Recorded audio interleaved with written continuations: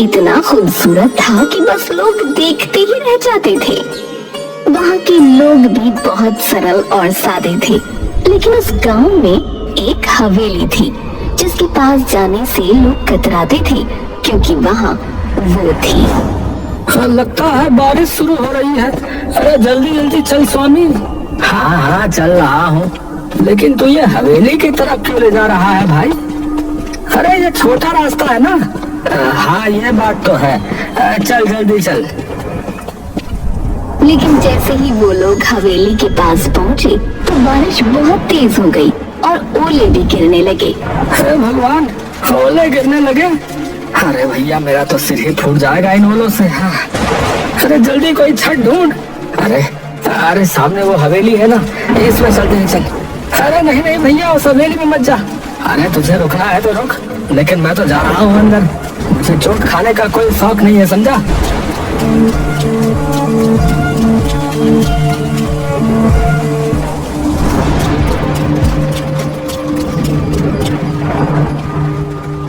और फिर उन्होंने नजर घुमाकर हवेली को देखा।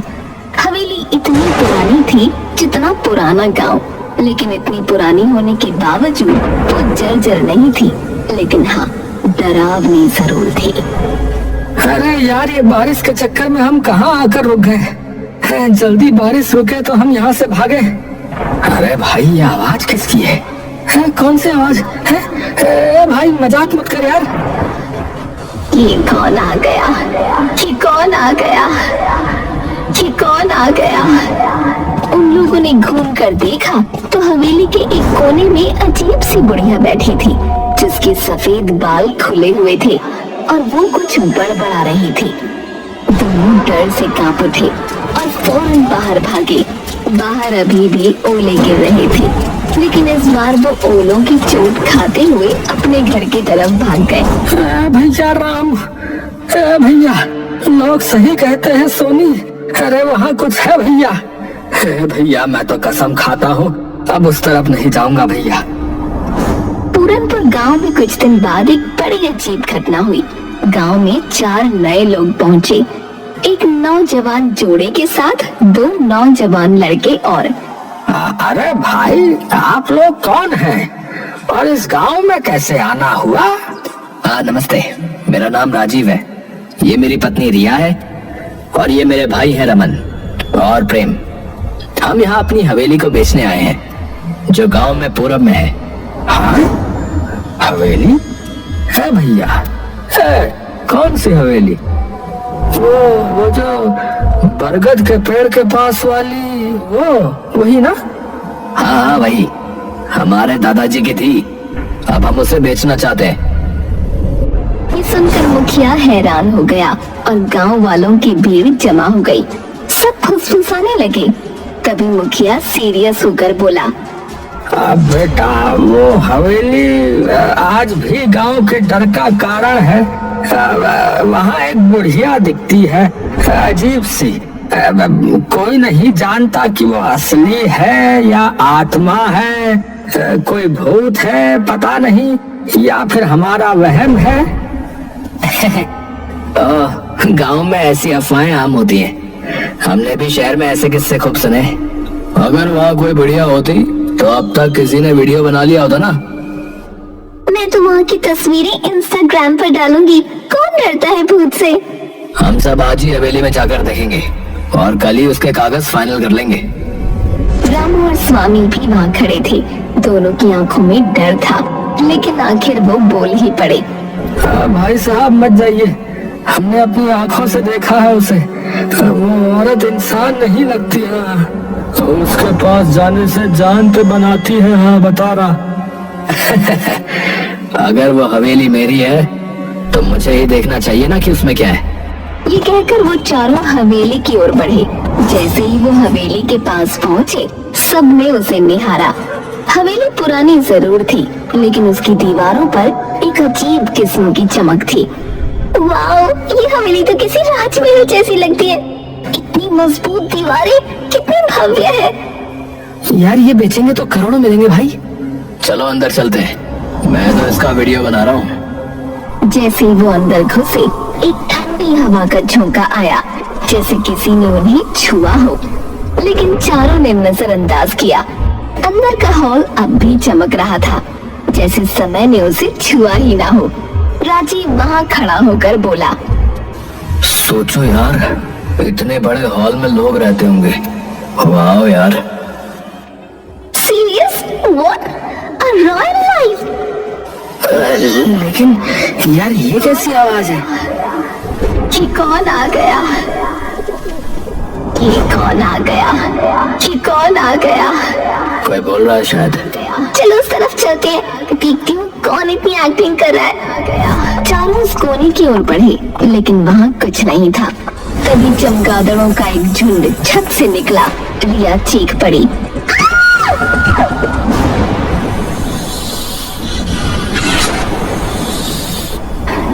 अरे बाप रे, सांप!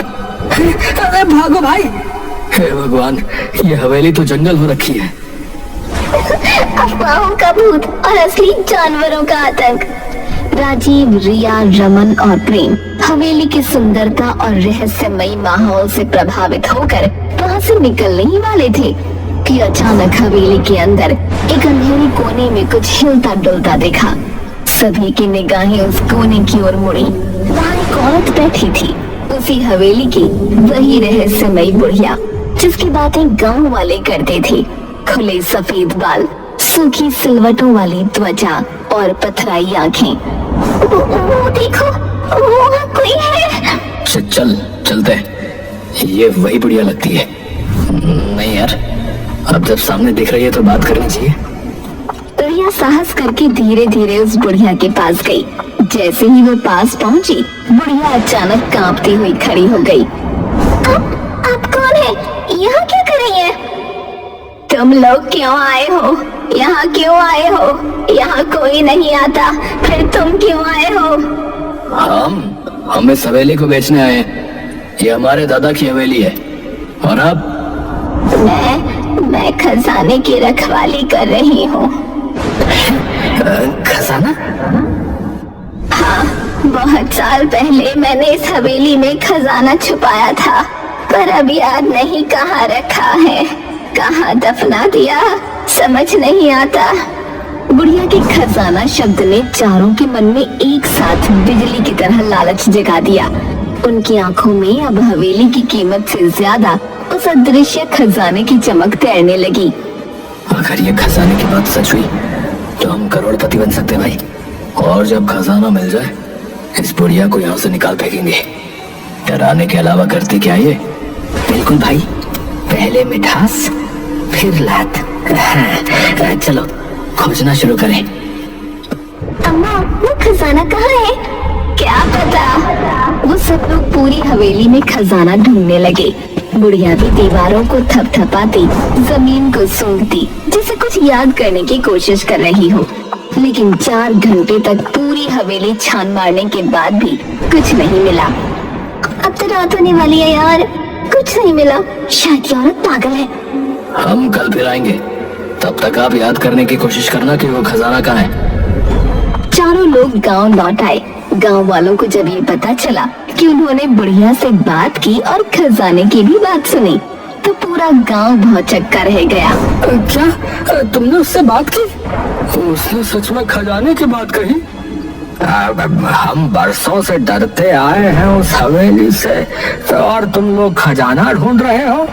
अगर सच में खजाना हुआ तो हम सबको फायदा होगा। फिर कल चलो हमारे साथ, अगर कोई खजाना मिला तो हिस्सा मिलेगा। गांव वाले पहले तो हिचकिचाए, लेकिन हिस्सा शब्द सुनकर उनकी आंखों में भी चमक आ गई। अगले दिन राजीव, रमन, प्रेम, रिया के साथ गांव के 10-12 लोग भी हवेली पहुंचे। वो देखो भाई, वही बुढ़िया। हे भगवान, मुझे यकीन नहीं हो रहा है मैं यहाँ वापस आ गया। चलो सब, आज इस हवेली का कोना कोना उलट डालो। चलो। लोगों ने हवेली के हर कोने को अच्छी तरह देखा, यहाँ तक कि बाहर बगीचे में खुदाई भी शुरू कर दी। कुछ घंटे बीते, लेकिन कहीं कुछ नहीं मिला। तभी रामू की नजर हवेली के पिछले हिस्से पर गई, जहाँ छत का एक हिस्सा टूट कर गिरा हुआ था। अरे ओ भैया, इधर आओ, देखो अरे यहाँ कुछ है शायद।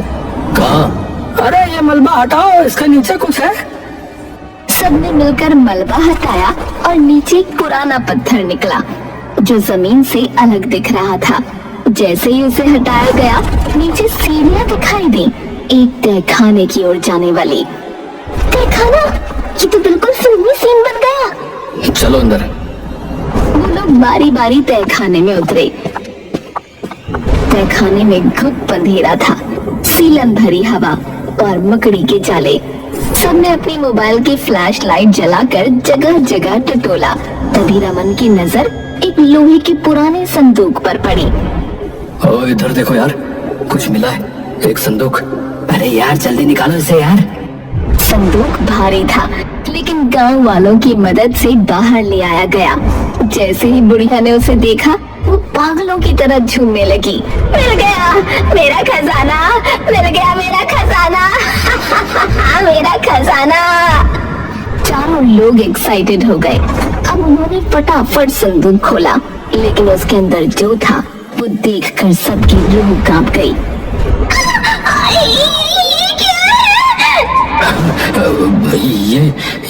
ये तो किसी बच्चे का कंकाल है। चारों तुरंत पीछे हट गए, लेकिन बुढ़िया संदूक को पकड़कर बैठ गई और उसकी आंखों से आंसू बहने लगे। ये क्या है? तुमने तो कहा था खजाना है। जवाब दो, ये क्या है? बताती हूँ, सारा सच बताती हूँ। बुढ़िया ने बताना शुरू किया कि उसका नाम गौरी था। एक समय में जवान, सुंदर और भोली भाली गौरी अपने पति और ससुर के साथ इस हवेली में रहती थी। पर किसे पता था कि जिस घर को वो स्वर्ग समझती थी, वो एक दिन उसका नर्क बन जाएगा। बाबूजी, वो आपकी बहू ना माँ बन गई। देखिए बेटी हुई है, कितनी सुंदर है ना। क्या कहा बेटी? तुझे शर्म नहीं आती है? हमारे खानदान में बेटी नहीं होती, बेटा चाहिए था, बेटा। मुझे तो इससे बात भी नहीं करनी, निकम्मी औरत। गौरी के पति ने न तो बेटी को गोद में लिया, न कभी उसकी शक्ल देखी। बच्ची के जन्म के साथ ही मानो हवेली का हर कोना ठंडा और बेरंग हो गया। गौरी अकेली पड़ गई, अपनी नन्ही जान को सीने से लगाकर हर दिन अपमान और तानों से लड़ती। बाबा, मैं क्या करूं? मुझे बेटा चाहिए, कोई उपाय बताओ। उपाय है, अपनी बेटी की बलि चढ़ाओ। रक्त की आग में पुत्र की राख से जन्म होगा। उसने बिना कुछ सोचे तांत्रिक की बात मान ली। एक रात हवेली के तहखाने में जहाँ अंधेरा रहता था, वहीं उसने अपनी ही बेटी की हत्या कर दी। उसके साथ उसका ससुर और 2 नौकर भी थे। सबने देखा, लेकिन सब चुप थे। उधर गौरी की आंख खुली तो बच्ची को न देखकर तड़प उठी। मेरी बच्ची कहाँ है? वो तो मेरे साथ थी। गौरी उसे हर जगह ढूंढते हुए आखिरकार तहखाने की ओर भागी और वहां का नजारा देख चीख पड़ी। ये क्या कर रहे तुमने? मेरी बच्ची! गौरी पागल हो गई। उसके भीतर की मां जल उठी। उसी तहखाने में पड़ा एक बड़ा चाकू उठाया और एक एक करके सबका खात्मा कर दिया। मेरी बच्ची के खून से कोई बेटा नहीं मिलेगा तुझे, सिर्फ अभिशाप लगेगा तुझे। सब मारे गए और गौरी वही तहखाने में अपनी मरी हुई बच्ची की लाश को सीने से लगाए घंटों बैठी रही, शायद कई दिन।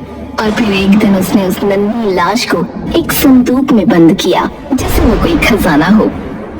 सो जा मेरी रानी, अब कोई तुझे नहीं छीन सकता, तू मेरा अनमोल खजाना है। वो संदूक लेकर वहीं तहखाने में बैठी रही। वक्त के साथ सब बदल गया।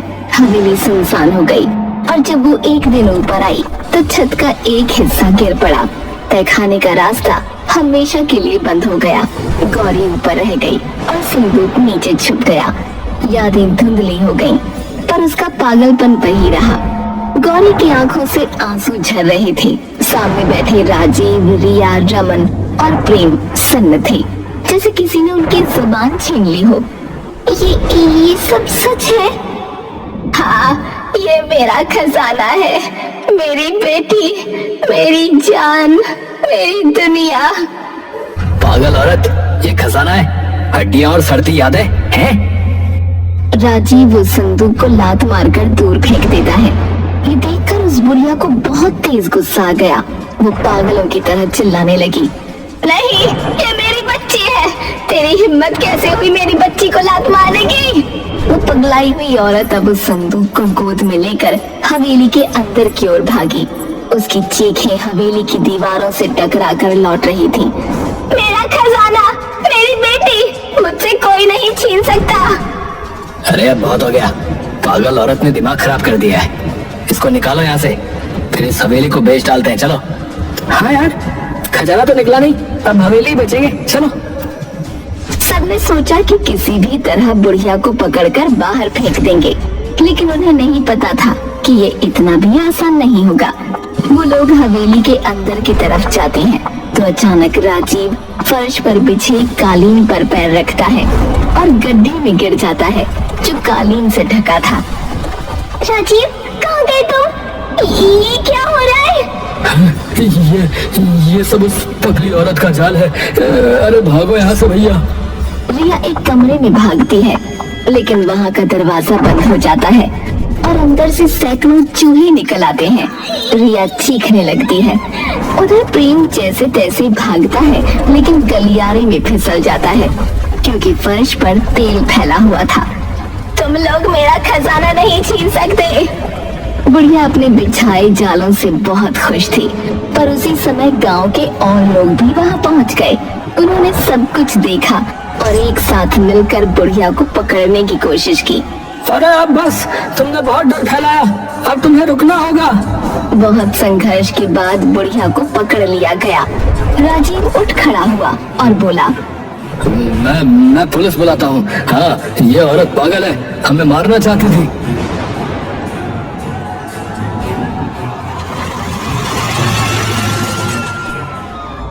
पुलिस जल्दी ही पहुंच गई।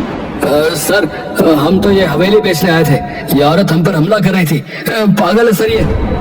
हाँ, मैं पागल हूँ, लेकिन ये हवेली मेरी है, मेरे खून से सींची गई है। तुम लोग इसे अपना कहते हो? क्या सबूत है तुम्हारे पास? पुलिस को बुढ़िया की बात सही लगी, इसीलिए उन्होंने उनसे कागज मांगे, सबूत मांगे, लेकिन चारों लोगों के पास कुछ नहीं था, न कोई दस्तावेज, न कोई अधिकार। गांव वाले भी अब शंका से भर उठे। राजीव, बताओ, इस हवेली का इतिहास क्या है, बोलो। हम तो बस अरे वो क्या कर रहा है? हमें फोन करके तूने बुलाया ना, लेकिन अब लग रहा है कि तेरा झूठ पकड़ में आ चुका है। अब चुपचाप सच बोल दे, वरना सीधे जेल ले जाएंगे तेने। हमने हवेली पर कब्जा करने की कोशिश की थी ताकि उसे किसी फॉरेनर को बेचकर पैसे कमा सके। हमें किसी ने यहाँ के बारे में बताया था, तो हमने सोचा कि गांव वालों को बेवकूफ बनाकर अपना काम निकाल लेंगे। हमें माफ कर दीजिए। हैं? माफी? हाँ, जरूर मिलेगी ना माफी। चलो सीधे थाने चलो, वहीं करेंगे तुम्हें सब माफ। पुलिस ने चारों को गिरफ्तार कर लिया और फिर रामू आगे आया। उसने सबको देखा और बोला, इतनी बड़ी कहानी हो गई, हमें आज पता चल रहा है। देखो भैया, गांव वालों, मुझे लगता है कि हमें इस बच्चे का जो है अंतिम संस्कार करना चाहिए, ये जरूरी है भैया। सबने मिलकर उस मासूम बच्ची की अस्थियों का विधि पूर्वक अंतिम संस्कार किया।